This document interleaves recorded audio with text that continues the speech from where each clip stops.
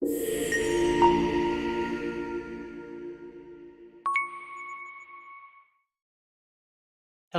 and welcome to The Immortalist, where the goal is to live free and to live forever. This is Cody Dean here with James Stroll. Excited to have you on, James. You've Thank you been very much. around in this scene for a lot of years.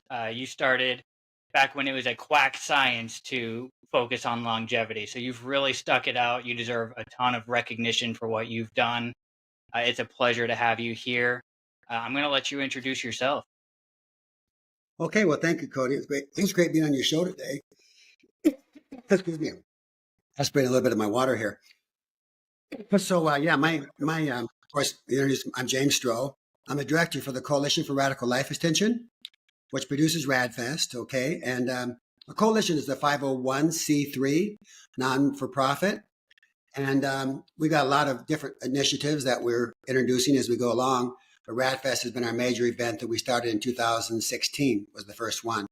And last year we were in Anaheim, and next year in 2025, as you know, we'll be in Vegas from June 10th through the 13th. And it's going to be our 10th anniversary, so it'll be a fantastic event.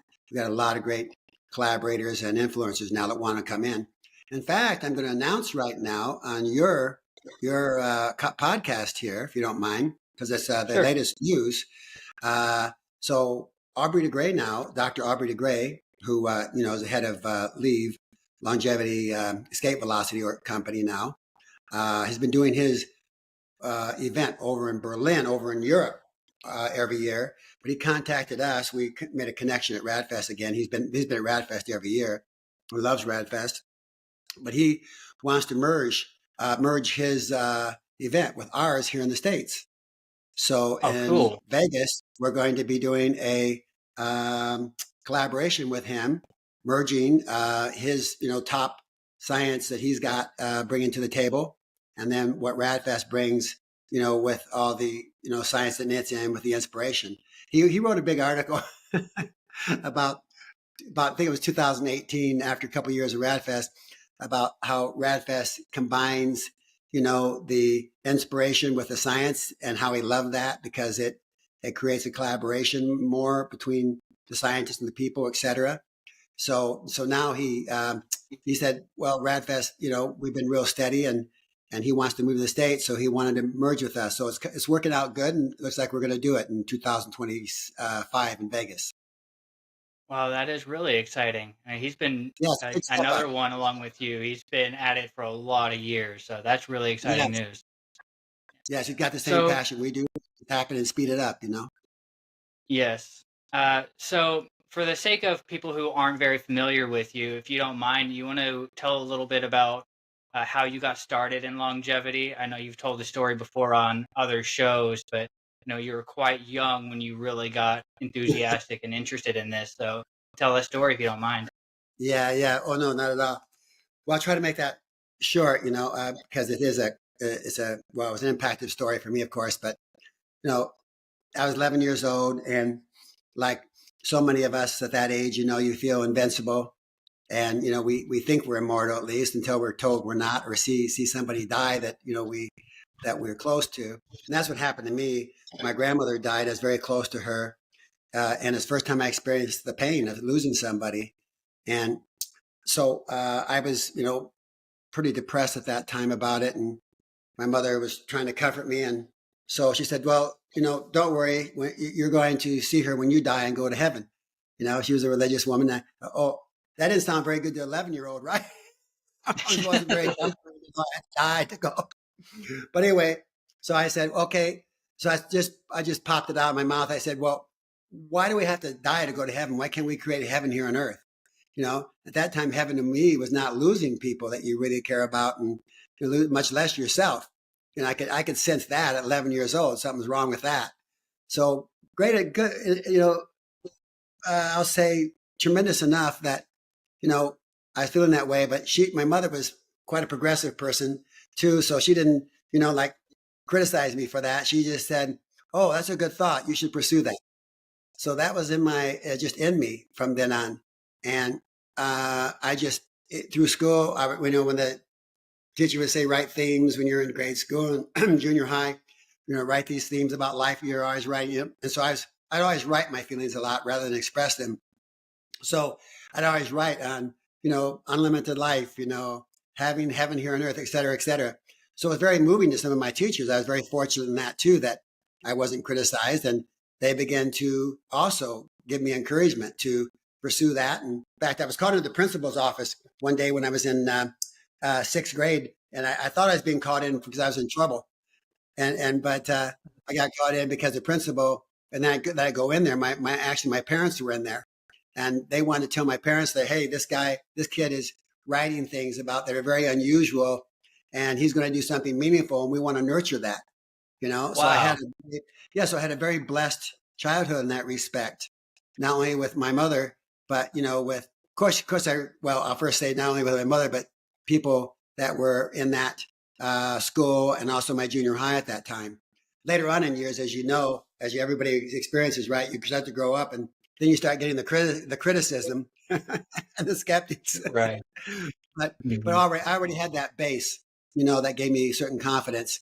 And also, I think you know this too, that when you have a purpose, you draw to you other people around you that share that purpose.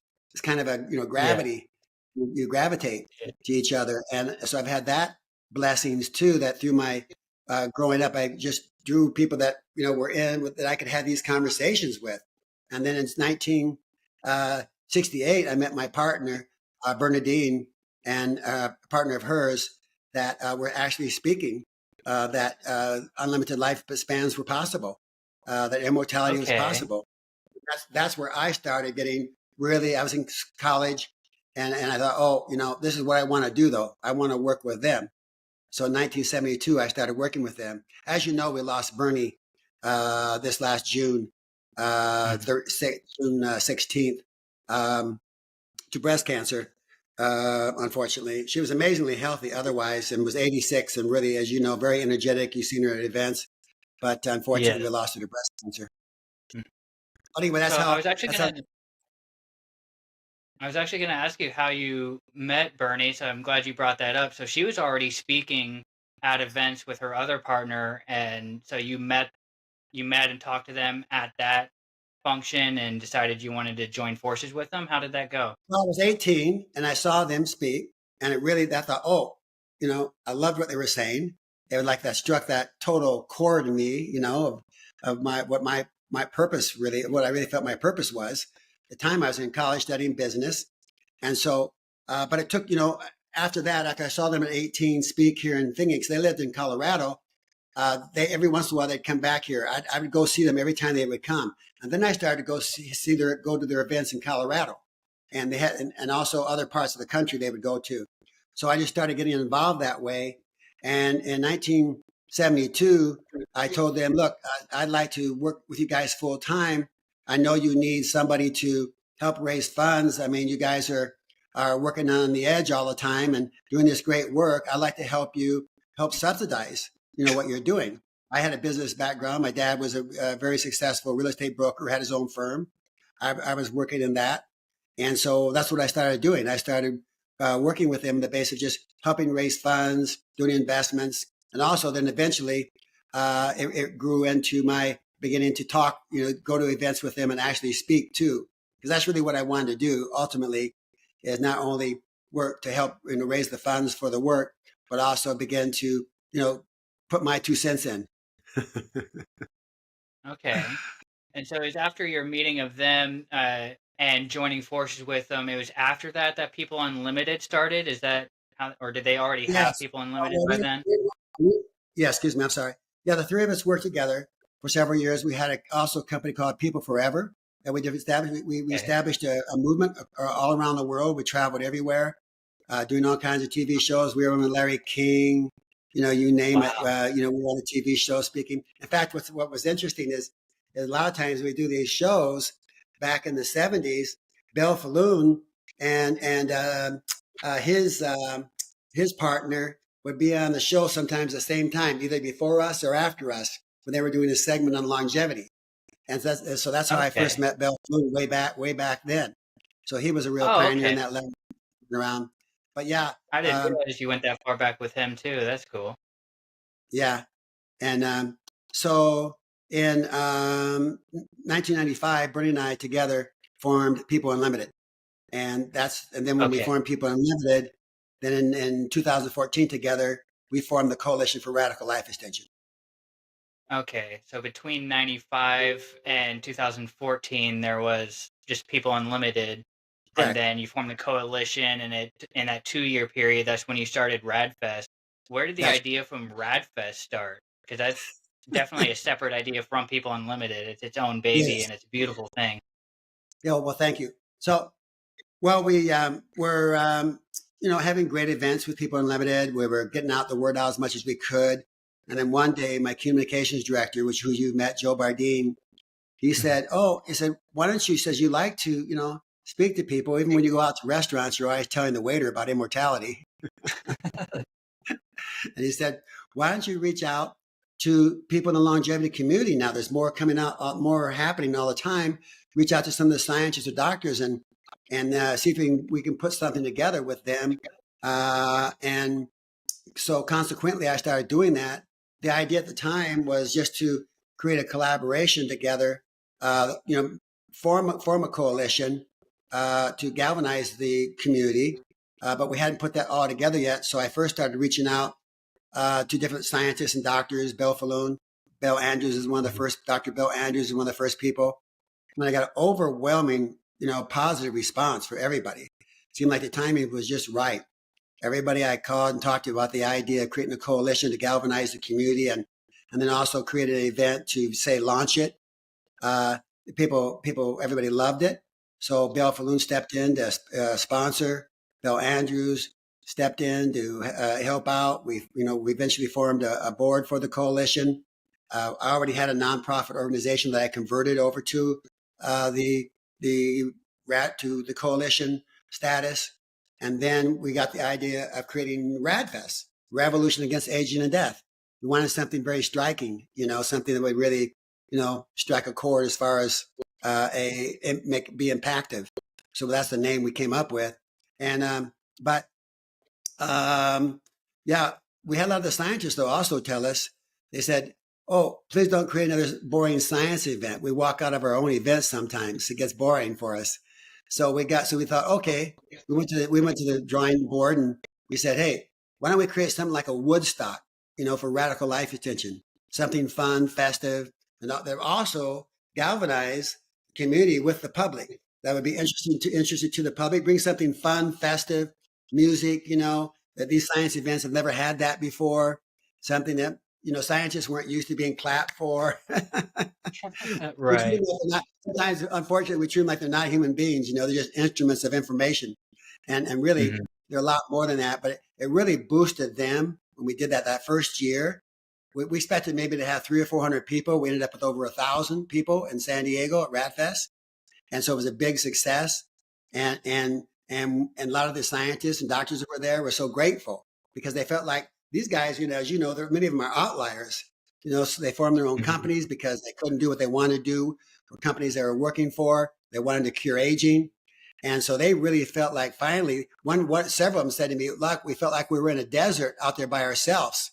And now we feel all this support. It's great, Dr. Greg Fahey, Aubrey de Grey, all these guys, that just felt like, hey, this is some place that they can call home and get inspired and have a platform to really expand on their ideas and create Yeah. collaborations together. That's what happened. Yeah, yeah. You mentioned Greg Fay, and it's interesting. I remember when I went to my first Radfest in 2017, I saw Greg Fay dancing in the audience when music was playing, and then he got up right after that, and he said that's the first time he's danced in years. And he said to what you said, he felt like he was at home and finally found family. So, yeah, I Yeah, found that to be it took true them as well. Yeah, yeah. It took them all a little bit of time to get used to that, right? And even the audience are going, "What is all this dancing, this music?" Well, really, with music and dancing, we wanted to create something that was more real life, right? Something that was really an everyday what we experience. And also with music and dancing, and that you learn better. You have those breaks, and you actually simulate information better. And that's what happened. That the public really enjoyed it because they could get feel like they were more connected and could network with these doctors and scientists and talk to them. That's kind of atmosphere environment we created. So they all love that. And then the doctors and scientists could feel the support too of the public. And but yeah, you're right. I mean, Greg Fahey, was one of the first to get out there finally in 2017, start dancing in the aisle, and then others started to join him, and so things just started to break loose in a new way. Yeah, and Jose Cordero, he's always very vocal. Viva la revolution! It's amazing. It's Yeah, like Woodstock of the science and longevity world. That's great. yeah, that was his favorite slogan. We love it. So we encourage people Yeah, just to be themselves, take the lid off. We're about aliveness anyway. We need to quit putting a lid on our aliveness. right.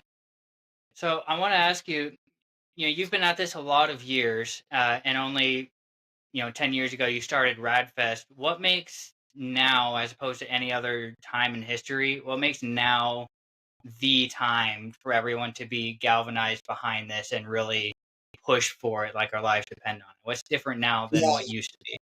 yeah. I feel like we're at a very important crossroads right now. We have huge opportunity to, I'll say, manifest what we all envision of a world without aging and death. I think something amazing can happen in the next, what's already happening, amazing protocols and innovations coming forth. Bill Falloon has a whole presentation that he's already put together for Radfest for the next year of all the new modalities and therapies coming up. So the growth is exponential, of course, but also we're at a crossroads in it to, are we going to still always sit back and still wait, for say the politicians to do something, which many times we go, oh, this person's going to do that, this president's going to do it, and sometimes they do great things, sometimes they don't, but we can't be subject to that. I've had different people say to me recently, oh, if this person gets in, then we can really go, well, there's good. I mean, we could use all the help we can get in that area. But I've also seen through time, and we've been doing this 50 years, that any of those political promises don't always get followed through with for many reasons. Sometimes they get, sidetracked, or Congress or the Senate doesn't pass, enable them. So my point being that we can't just depend upon that. It's great if we can have it, but we need to come together like we are already and need to really realize and understand that by us joining together, all of us, no matter what our differences are, backgrounds, that together we can go far, right? We can create, we can accelerate this movement in a way. We already are doing that, but there's so much more to do. So we're at crossroads here. So put out a call to everybody that, hey, no matter what your thoughts are about life extension, how long you want to live, whether you think it's being done the right way or not, if we'll join together, a good example, that's why we're doing the rally in the spring of 26, the DC rally for longevity rights on the steps of the Lincoln Memorial in the spring of 26, because we want to accelerate this movement in every way we can. And if you look at the civil rights rally that was done with Martin Luther King, so forth, that bill that was in civil rights was stuck. In fact, they weren't even sure it was going to pass. Both, the Kennedys were struggling with it, and there was a lot of resistance to it, unfortunately. But right after that rally, which they had twice the number come out for that rally than they expected, and it was put together in about 3 months. Right after that rally, 30 days after that bill passed. Okay, that's just an example of the pressure of the people. We can say we want the politicians to do something, that's great, but we the people have to do something. Right. And that's kind of the whole point Yeah, of this channel too. It's titled The Immortalist, and I think that is yeah, exactly what you just said. Everyone is the immortalist. As long as you want to live, that's right. then that's the whole point. We should all come together as one voice behind that to live forever. So I Yes, fully agree with that. yes, thank you. Thank you, by the way, for doing this podcast that you do, and for everybody listening. Thank you for what you're doing. I commend you all. We're all in this together, and and thank you for that point, because by us all realizing that we need each other in this way, and by gathering together, by coming to one focus. That's why I want to invite everybody to Radfest. Look, I don't own Radfest; it's a nonprofit. To me, it's the people's event, and so is this rally that we're going to do. It's a people's event. So that's all joined together, and see you know numbers matter. Numbers matter. It Yes. draws Yeah. press. It gets Washington thinking about it, right? If we can get Hmm. 100,000 people at that mall, for example, in DC, or even a good half that number, they're going to pay attention, and that's what we want. And we want to go in there not with not demonizing anybody, the FDA or anybody else, but showing them a world, a beautiful world, that everyone would want to live in. And that's what this world is about, that we are all going for. A world with health, vitality, and strength, not living in some decrepit state. So we all of us here, the vision, and I feel honored to be a part of this. And I feel like everybody listening probably does. It's probably the most noble cause that's ever been on the planet. Yes, and that's the big question too. When you ask someone, "What do you think? Would you want to live forever?" And a lot of times, when someone says no, they don't.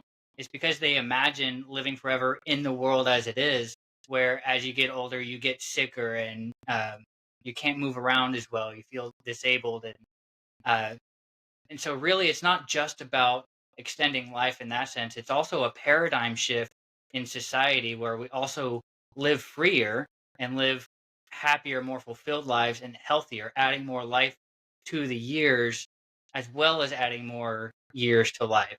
And that's a really important point I think people should understand. Well said. Well said. And then when you say to those same people, after they say, when you tell them about immortality or unlimited lifespans, and they say, "Yeah, I don't want to live in this decrepit state." But then we say, "Well, what about vitality, living with vitality and strength, and getting better all the time?" Most of the time, they'll go, "Oh, well, that's a possibility. I think I would like that." Exactly. All that perspective, right? So, but that's how people Right. think of it, right? That's how they think. Living longer is just going to be in some decrepit state. Right.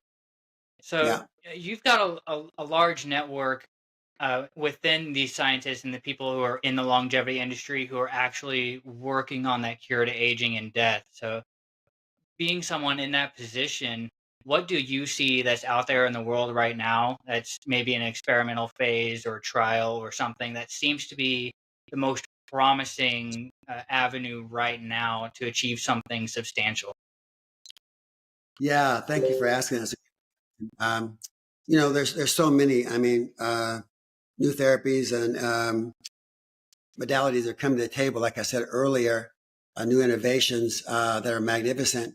Some of the ones that the Yamanaki, the fact that Falun is working on, they're actually using now primates, on testing them on several different longevity factors. Now the Yamanaki factor and is very exciting. I'm very also excited about gene therapies. I think, obviously, though, I think that it's not going to be necessarily just a few or a couple therapies that are going to take us where we need to go. I mean, the best thing to keep in mind, I think, is that's live long enough to live forever, right? So Right. we're going to get different therapies and innovations as we go along. So important to stay healthy now, and so because the growth is so exponential that next year we're going to have more and more innovations to take us to the next 10 years, the next 20 years, the next 50 years. But I am excited about the gene therapies in particular right now because I'm seeing, Liz Parrish has done them. Brian Johnson just did one, I think, with Mini Circle. Others are doing them now. I'm getting people contact me now that say they're utilizing the gene therapies. Not, I mean, Bill Andrews, as you know, has a gene therapy. He actually gave Liz I'll say a small dose based on what he wants to actually do. But it had a tremendous effect on Liz Parrish. I think right now she's the most, has had more gene therapies than anybody on the planet at this point. And I know you've seen her last year at RadFest. She has not done any, much exercise or anything other than, she walks, she does things like that. But her muscle tone is really extraordinary. Her skin, Mhm. her tests, she shows in her telomeres that they have lengthened. The data that she's got. So it's pretty extraordinary. I mean, Bill Andrews, the gene therapy that he has that in full strength what she said, if he can get into human trials, which I'd like to see happen here soon, he can have within 1 to 3 years a gene therapy that would be in pill form and would cost maybe a couple of dollars to produce the pill. And so, in other words, it could be distributed very inexpensively to everyone who would like to take it with minimal side effects based on the data he has, and could theoretically, okay, revert. You could be 90 years old and 90 years chronologically, but biologically 25, if that worked completely. Wow. It'd be mind And do I blowing. remember So do I remember right about Liz Parrish when she first started doing gene therapy? Hasn't she since then aged backwards 20 something years? Do I remember that right? yes, yes, she has. Wow. Yeah, that's the data See, on these her. are real things going on in the world right now, and people just have no idea. It's not talked about in the media. It's hardly talked about at all, except in the scientific circle. So, I'm Yeah, glad I'm yeah, seeing more and more podcasts pop up too, and you going around talking to people. I'm so glad to see that because, when more people figure out that this is actually going on, more people are actually going to be excited about it because they're going to realize it's not some dream world type of thing. So these are exciting times. yeah. It is. Oh, it's the most exciting times. We're living in wonderful times. I mean, people worry about. Well, there's a lot of conflict in the world at the same time, but we need to focus on the beautiful things happening, right? And Right. not get sunk into or buried with all the conflict going on. Need to keep our spirits high, and that's what I talk a lot about too, is keeping our spirits high, because we have all the Mhm. reason to. There's been conflict since the beginning of time, and now we have an opportunity to create really a beautiful place here on Earth where we really value human life, and we take ourselves then out of the era of survival into the world of creativity, into the era of Right. creativity, and that's Mhm. exciting. But on that note of so many new innovations and therapies happening right now, yeah, it's very exciting. It's such exciting times to live in, and that's all the more reason for all of us to be engaged in making sure that we show up for it. Right. And yeah, it's a really good point that we've got to be focused on the goal and know where we want to get. But I think it's just as important to realize where we are and realize there are things in play right now in society that are holding back progress. And That's right. so, on that note, again, being really integrated in the industry with all the people, what would you say are some of the top roadblocks for some of these promising treatments and innovations? It's always funding, right? That's the number one, funding, because a lot of these guys are, like I say, outliers. So we'll take Bill Andrews, for example, or Greg Fahey. Okay. They both work for companies, but at one time, Bill Andrews worked for Geron. Okay. And they hired Yeah. him with the idea that he could work, telling him that he could work on curing aging because that was his passion. Also, he had an experience at a very young age. Interesting enough, he was around 11 years old when his dad told him, encouraged him, said, Bill, he says, you're interested in science. Go out and cure aging. Wow. This is what his I didn't dad know said to that. him. And so Bill's had that. So he's like, that's why he never gives up, right? But, so he worked for Geron. But what happened is that they didn't keep their promise to him. They kept saying, well, we want this drug created. This makes us money. That's what happens. This makes us money. We want to you focus on that. We can make enough money. Then you can do these other things for curing. But he was never able to get totally working at curing. So he left Geron, okay, and Mm. formed his own company, Sierra Sciences. And for a while, he was getting funding for it. But then when the crash happened in 2008, he lost a lot of his funding for his project. So now he's trying to get refunded, of course. But that's one of the big issues, especially for these outliers who now don't have these big pharmaceutical companies that will support their research. It's unfortunate. That's really why we want to get the FDA to acknowledge that aging is a disease. That way, Mhm. not only are we going to begin to put money into the root cause of our diseases, which is aging, okay, and deterioration of the immune system, which is happening more at earlier ages all the time, the deterioration of the immune system. And if we begin to focus on that, basically it's the greatest preventative medicine we can do. And not only will it be a domino effect by curing aging to cure a lot of these other diseases, because right now we're putting billions of dollars into, say, one disease at a time.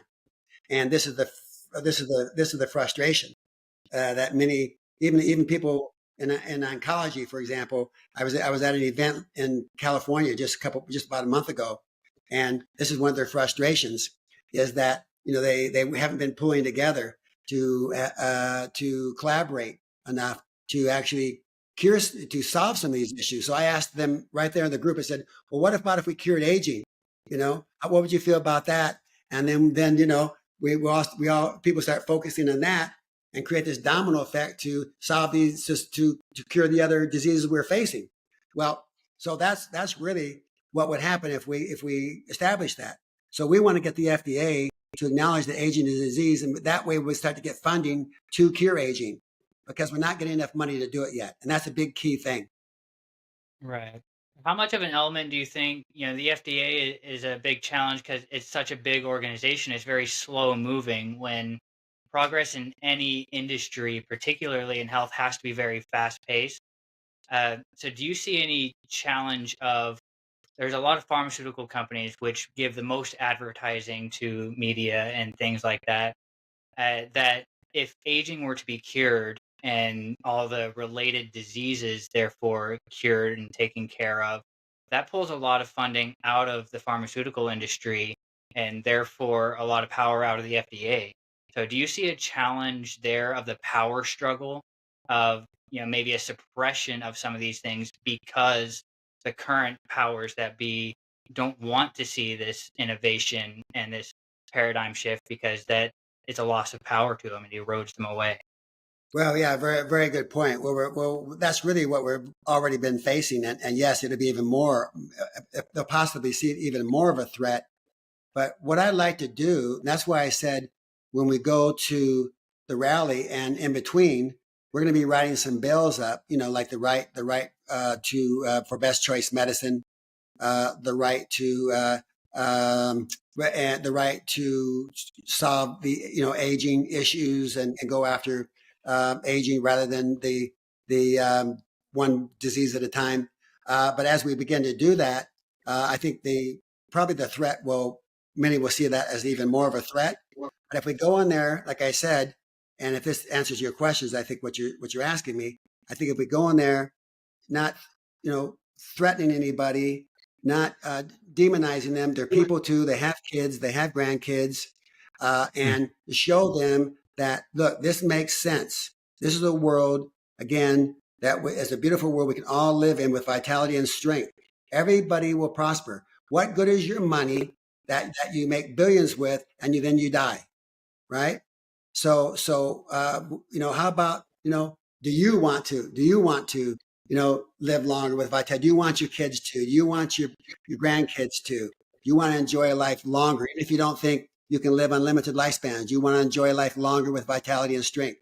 So that's the basic, concept that I think too often what's happened is we demonize these people when really, in many ways, they're just people like us doing their job. Many of them are just, the good people doing what they think they should do. All right. Based on certain rules and laws. But that doesn't mean they're not movable to a new, with inspiration and showing them the beauty of this new world. That doesn't mean also there's not people that maybe we won't be able to convince or move to a new place. But if we get enough behind us, that's where we'll make the impact. And it's been proven through history that it doesn't take you don't have to get everybody on board. You get a certain mass together, certain amount that will receive it, and that's where the change can happen. Change doesn't happen of everybody in the world at one time. It happens from smaller minorities. And then you reach that tipping point. That's the coalition has the project tipping point that you talk about. It's kind of that 100th monkey syndrome thing where Right. once Critical mass. whatever number that Yes. may be, then it kind of shifts the mental Right. state everywhere. It's a really good point. But you're right. But you're right, Cody. It's a challenge, and that's all the more reason we all need to be present to rise to this challenge, because we can all make a difference together. These guys, they have built a network, right? Structures, the FDA, they have built support systems around them that support their belief systems. We have a network. We need to galvanize. We need to, and we're already starting to do that. We need to bring together our network because look, we've got the best deal going. We've got the best ideas right now. And eventually those ideas prevail if we present them and manifest them in the way that I feel like we can do. Hmm. Yeah, that makes a lot of sense. So, you're putting together is going to be a rally in DC, and this is going to be, you know, putting this call to action right on the doorstep of the people who really need to hear it within the United States. But how do you think that affects around the world? I know the U.S. is kind of the world power. Uh, Yeah. Maybe that's arguable depending on where you are in the world, but for the sake of conversation, we'll say it's the world power. Do you think by just shifting the paradigm in the United States, it would shift the paradigm around the world? And second part of that question, do you think there's a chance that the FDA or whatever agency would say, okay, we hear you, we're going to work with you, let's move this along, and then do what has been the pattern over many years, let progress go, let's say, one step forward, but then pull the plug and everything goes two steps back. Like Prospera experience with Honduras, they had an agreement, things were going really well. And then Honduras said, actually, never mind, we're pulling the plug on this. And now they're set back to square zero. So, how do we combat that possibility of a false progress? Yeah, I know. The one step forward, two step backwards has always been a challenge, right? So, so look, like I said, um, I faced, and I'm sure you have already in the time you've been doing this. We face our ups and downs. So I've been doing this 50 years. We face the ups and downs. I had to decide that no matter what ups and downs, I was going to keep moving because this is really, not only is this really the greatest adventure ever, okay, but it's a joyful adventure. And so I've always had to look at any, I'll say resistance, not take it personally, but just understand that it's part of the status quo, and we got to keep moving. It's the only answer. All right. Now, I do think, like you said, that we're going to make an impact. All right, here in Hmm. the United States, it's going to affect the world because this is a world movement already. All right. When we have RadFest and we have big events here, they come from all over the world. All right. This is people. This is the cry of life from people. And uh, it's not just connected here. It's not just here in the United States. It's all over the world. It's really the real way people need to connect and are connecting with the same higher purpose. So it's going to inspire these people all over the world to probably do the same things if they're not already in their areas. Join us here because this is a collective world movement together, and that's what I'm really calling for. It's not just uh, you know stuck here. It's not just the United States that is just connected to. It people you've seen at Radfest. There's people there from all over, and they're excited, and they're going to be impacted by what we do, as we will be impacted by them, and we're going to keep this movement going. Hmm. So, a possible challenge I see is, trying to be within one established country or a legacy country like the United States. There's always the possibility of the controlling agencies to say, go ahead, let's do the research, let's make it happen, to get the people in to come up with a cure to aging. But as soon as it happens, to take that patent, to take that cure and keep it for themselves and demonize it and make it not available to the masses. And we've seen this like with Nikola Tesla. A lot of his things, they could have revolutionized society years. We would already be, way further along than we are now if his inventions and things had been available to the masses as soon as he had come up with it. But his patents were pulled and taken and squashed, and all that technology was kept, within the government. Yeah, So I see a challenge of if the government and the agencies do that same thing, they allow a cure to be created just so they can take it for themselves and not give it to the masses. Then we have an elite class that has immortality themselves, and they just perpetuate this current society we're in of having control over everything and everyone while they're dying off, and as it is, but the elite keeps on going. So I think there's something to be said about having a country that's not tied to a country. And you know, maybe this is because I'm involved with a network state project. This is making a lot of sense to me. But if we transcend one set border, then no matter what one agency or one government does, the movement still carries on. And if it happens in that network around the world, because it's a world movement, as you said, then even if it gets squashed in one spot, it still rises in another area, and it can become a commercialized, marketable cure that no matter what gets to the masses. And that's when the real paradigm shift happens, when you reach that global tipping point.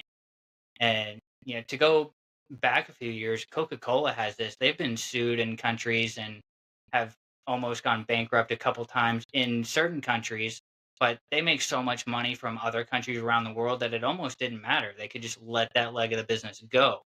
So if we can take that same model and put it to this cure to aging, then it's almost unstoppable. It's an idea whose time has come, and I think that type of avenue is how it would happen, transcending these uh, borders as we see them now.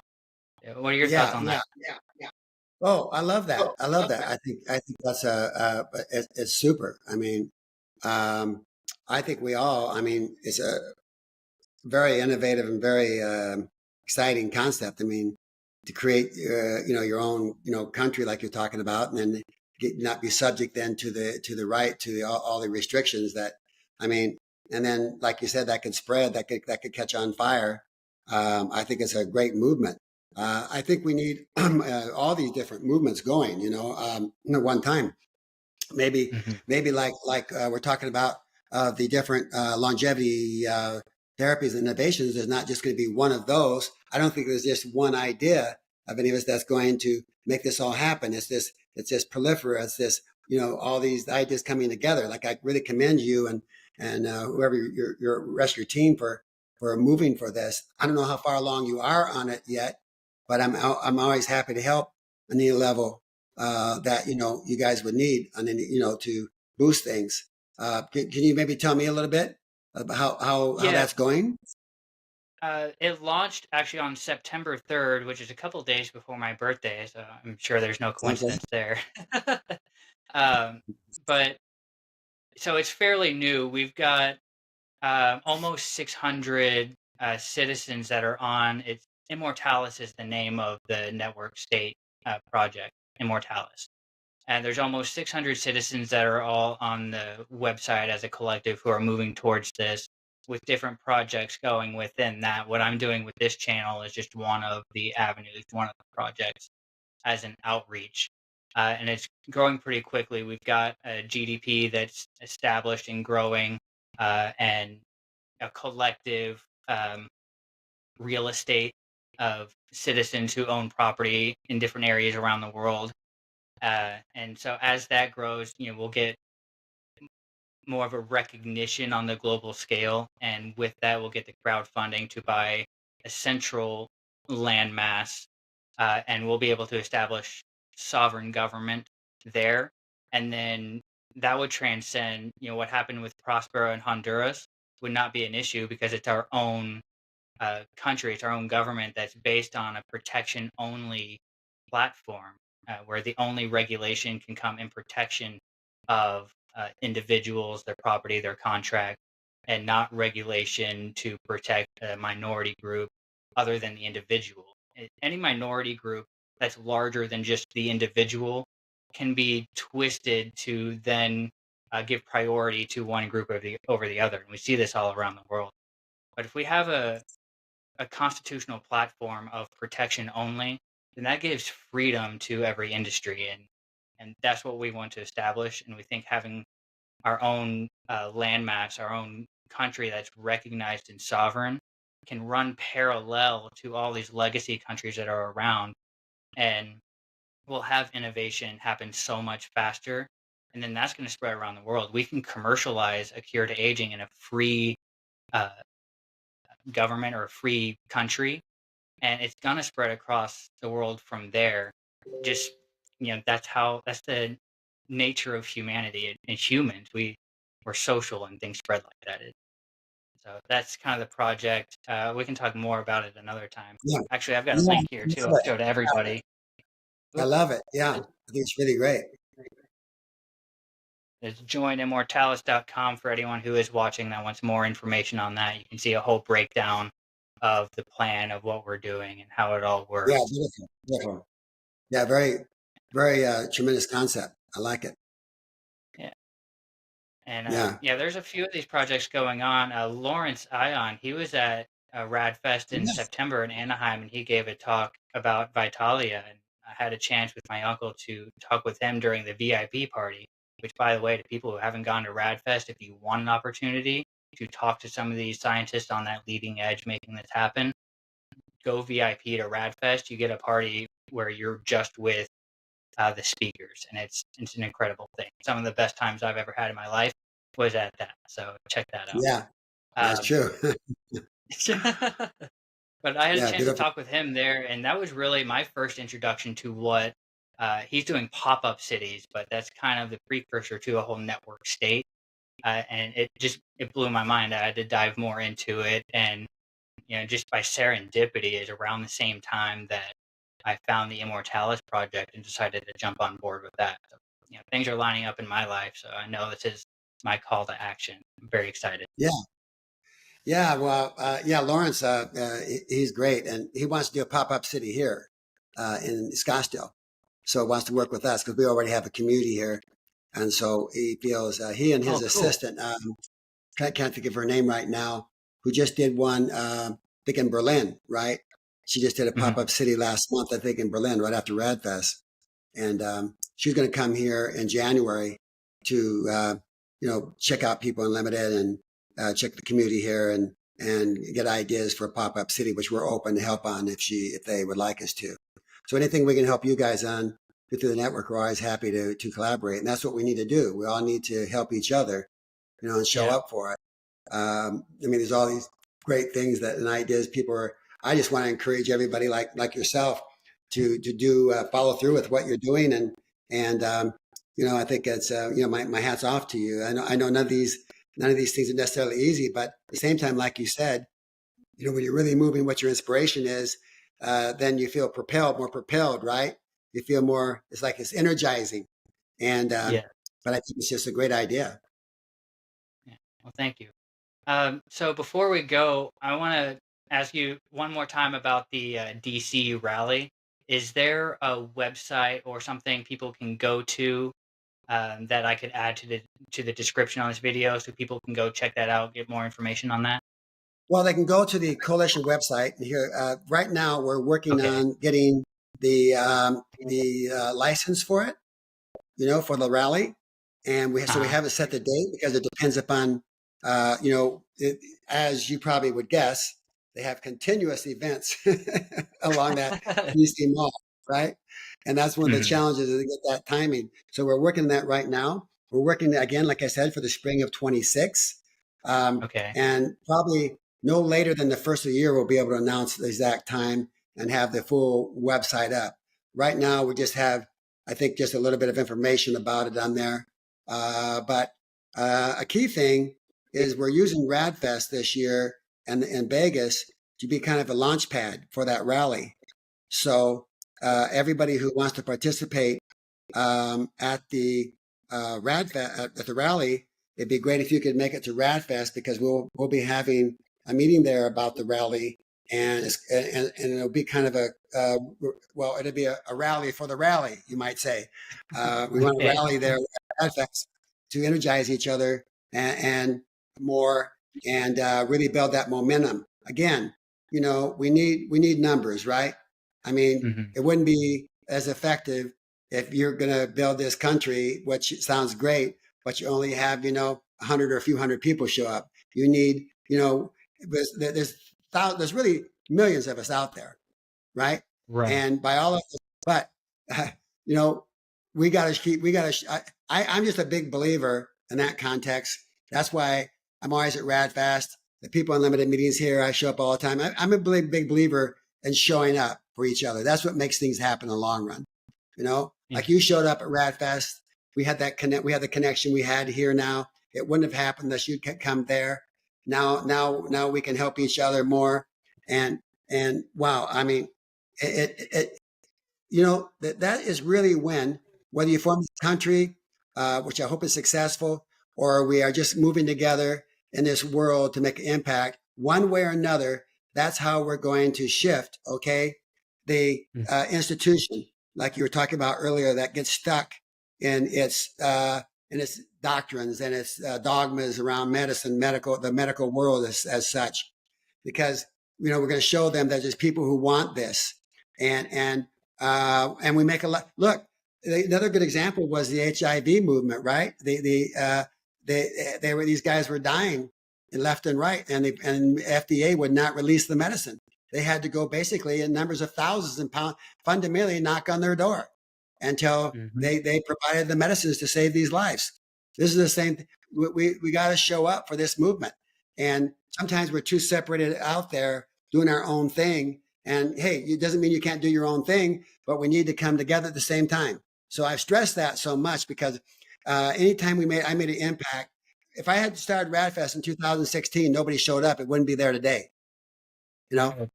Yeah. And that's the same thing with this country we plan to do or the rally, anything we do.